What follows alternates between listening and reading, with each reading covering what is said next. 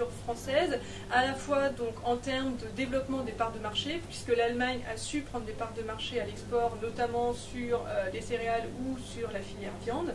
Elle est aussi un modèle pour la France dans l'organisation de la filière, qui est très concentrée, très productive et qui fait appel à des technologies très avancées qui lui permet effectivement d'être très, très efficiente en termes de rythme de production.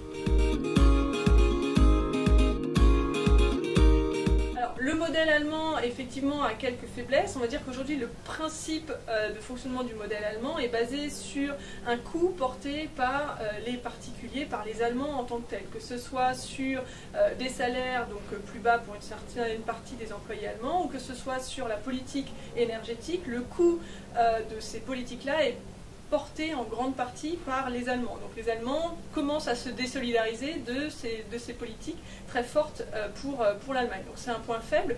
Autre deuxième point faible, dans la politique énergétique allemande, il y a un soutien très fort aux usines de méthanisation et ça implique une monoculture de maïs dans pas mal de régions. Ça pose des problèmes d'un point de vue environnemental, d'un point de vue manque de rotation des cultures, d'un point de vue aussi coût de la matière première agricole et d'un point de vue coût du foncier agricole aussi en Allemagne.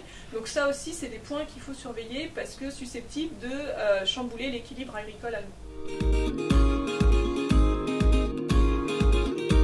En matière de compétitivité, la France n'est pas toujours distancée par l'Allemagne, en particulier donc dans le secteur agricole et agroalimentaire. Ce qu'on peut dire, c'est qu'à l'amont, les coûts de production, que ce soit en céréales ou dans la filière viande, sont globalement identiques entre l'Allemagne et la France, donc pas de distance réellement entre ces deux pays.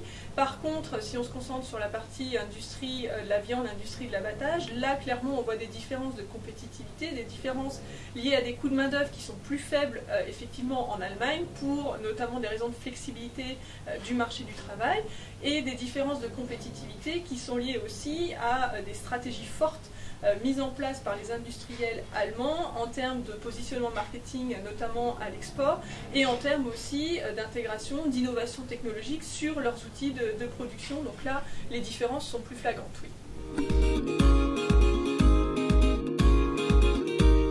Alors, les évolutions prévisibles du système allemand sont clairement toujours, à mon avis, orientées sur l'entreprise. Ça a toujours été un élément clé dans la stratégie politique allemande. Je pense que c'est quelque chose qui garderont présent.